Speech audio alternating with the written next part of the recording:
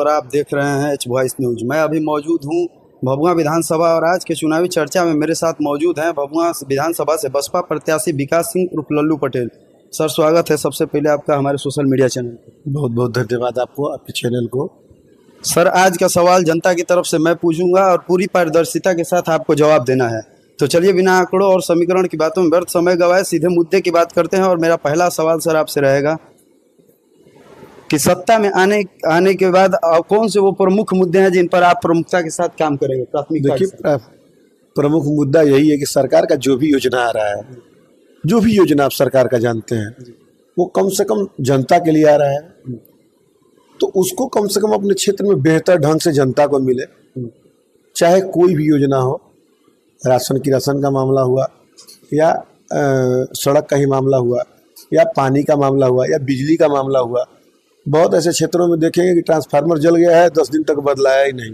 क्यों 10 दिन के बाद ट्रांसफार्मर बदलाएगा? ये रूल है कि 48 घंटे में हमको रूरल एरिया में बदलना है, तत्काल बदलेगा। जल पद्धति टाइट रहेगा, तुरंत लोग आके बदलेगा।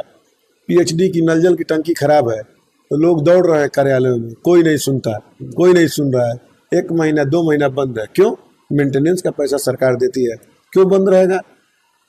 जब विधायक गाँव से जुड़ा रहेगा तो जनता का काम होगा। सड़क बन रहा है, गुणवत्ता की सड़क ही नहीं बन रही, आज बन रहा है 6 महीना के अंदर कवर के काम खत्म। क्यों बनेगा वैसा सड़क? गुणवत्ता पे ध्यान दिया जाएगा। कौन है जो उस तरह का भ्रष्टाचार काम करेगा? हम लोग जब जीतेंगे चुनाव तो निश्चित तमाम विधायक हुए भभुआ में, लेकिन विकास सिंह लल्लू पटेल अलग नजर आएगा कि कुछ अलग है। और जनता की जो भी सरकार की योजनाएं हैं वो 100% जनता के पास पहुंचे और जिसमें भ्रष्टाचार ना हो। जी, सत्ता में आने के बाद भभुआ की स्वास्थ्य व्यवस्था को सुधारने के लिए आप क्या कदम उठाएंगे? क्योंकि आप देखते हैं कि सदर अस्पताल की व्यवस्था ऐसी है कि अगर कोई भी बात होता है तो उसको बनारस दूसरे राज्य की तरफ रेफर किया जाता है, मतलब बनारस दूसरे राज्य में रेफर कर दिया जाता है। और बनारस जाने में जो 2 घंटे का समय लगता है उसके दौरान कितने व्यक्ति की मौत हो जाती है। तो ये लापरवाही किसकी है और इसके सुधारने के लिए आप क्या कदम उठाइएगा? ये कमी किसकी है? ये मंत्री जाते हैं सदर अस्पताल में या विधायक तो कहते हैं कि ऑल इज वेल, बहुत बढ़िया व्यवस्था है। डीएम साहब अपने पत्नी का डिलीवरी यही कराए थे, बहुत अच्छा व्यवस्था है। हो सकता है कि उनको सुविधा मिलता हो, लेकिन जनता तो आके यहाँ यही कहती है कि भैया वहाँ कोई नहीं सुनता। थोड़ा सा भी मामला को लेके हम जाते हैं तो सीधे रेफर कर दिया जाता है कि नहीं जाइए बनारस या जाइए पटना, यहाँ नहीं होगा। तो फिर 5-5, 7-7 डॉक्टर क्या करने के लिए यहाँ पर सदर अस्पताल में सरकार सैलरी दे रही है? इन लोगों को बैठा के दूध पिला रही है। क्या ये कर रहे हैं डॉक्टर?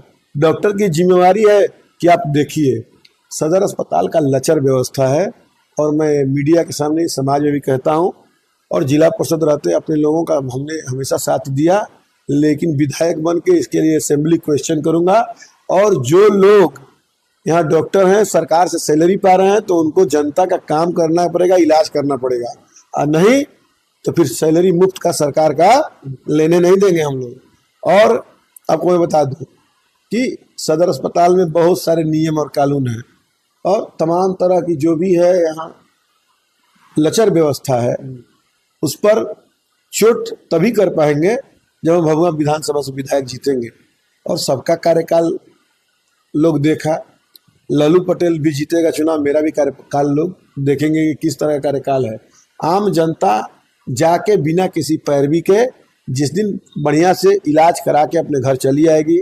मैं जाता हूं तो कहीं पंखा बंद रहता है, कहीं एसी बंद रहता है, कहीं कुछ बंद रहता है। अभी अखलासपुर के एक लोग जल गए थे कोट मोहल्ला के, और हम देखे कि हालांकि वो एक्सपायर कर गए, जाके उनकी पत्नी के भी देहांत हो गया। और पंखा होक रहा था, ये सब जो पंखा है, हमने तुरंत फटकार लगाई, एसी चालू करवाया, एसी लगवाया। और कभी जाता हूँ तो कहीं नल खराब है, कहीं पंखा, तो मैं बोलता हूँ यहाँ के प्रबंधक को, कराता हूँ, तो निश्चित और बेहतर बनेगा सदर हॉस्पिटल। आपने नामांकन सभा में एक बहुत ही बढ़िया बात कही थी, जो कि समाज का सबसे मुख्य मुद्दा होना चाहिए और कोई भी समाज का व्यक्ति उससे अछूता नहीं है, भ्रष्टाचार। आप आजकल किसी भी विभाग में चले जाइए, कोई भी विभाग भ्रष्टाचार से अछूता नहीं है।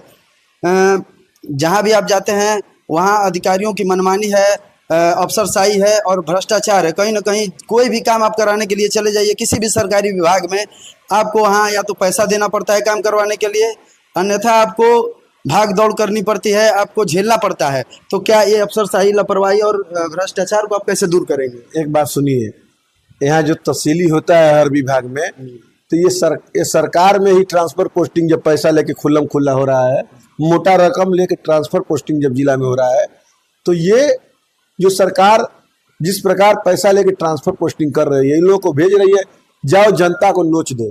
तो यही तो मौका मिला है बदलाव का। और आपको बता देना चाहते हैं, मैं ये तो नहीं कहूँगा कि पूरे भभुआ विधानसभा के भ्रष्टाचार को एकदम जड़ से मिटा के और एकदम क्लीन भभुआ बना दूंगा, ये झूठ होगा। लेकिन निश्चित भ्रष्टाचारियों का ईमान डोल जाएगा। एक बार लालू पटेल विधायक रहेगा तो एक बार भ्रष्टाचारियों का ईमान कांप जाएगा कि नहीं, हम इस क्षेत्र में भभुआ विधानसभा में कहीं जनता ने शिकायत किया तो बख्शे नहीं जाएंगे। और जितना ज्यादा से ज्यादा है भ्रष्टाचार पे चोट होगा, इसमें कोई शक नहीं है। सरकारी योजनाओं का लाभ हर उस व्यक्ति को जो उस योजना के लाभार्थी होने चाहिए, उनका हक और अधिकार को आप कैसे सुनिश्चित करेंगे? अरे बिल्कुल करेंगे, उसका हक है। बहुत से लोग हैं जो जिनके पास जमीन नहीं है, जिनके पास घर नहीं है, और वो आज आवास के लिए तरस रहे हैं। जिनके पास ऑलरेडी मकान है उनको आवास मिल जाता है, लेकिन वैसे लोगों को नहीं मिल रहा है। तो देखिए, किसी को मिल जाए उससे मुझे तकलीफ नहीं है, लेकिन जिसको नहीं मिला है उसको मिल जाए, इसका प्रयास हमेशा रहेगा। और जो भी सरकार की स्कीमें जो भी आ रही हैं वो भ्रष्टाचार की भेंट चढ़ जा रही हैं, तो भ्रष्टाचार की भेंट न चढ़े, जनता में वो जाए, जिससे जनता भी अपने आप को लाभान्वित महसूस करे।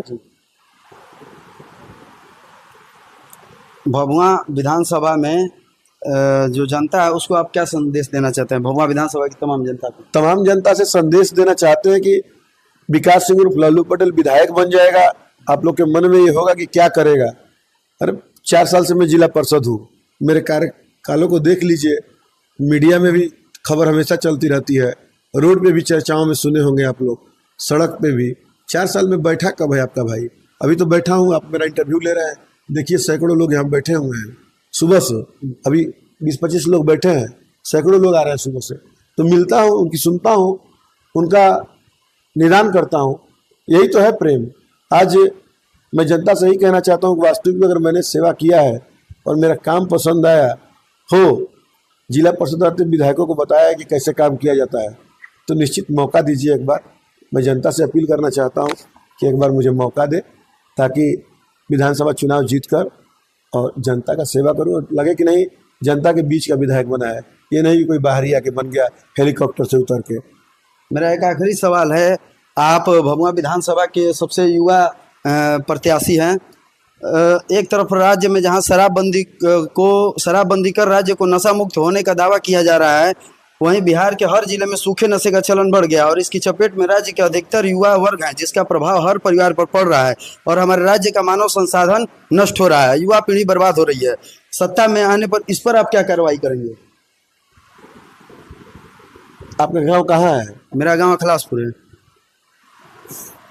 कोई ऐसा गांव है जहां होम डिलीवरी दारू ना होता हो?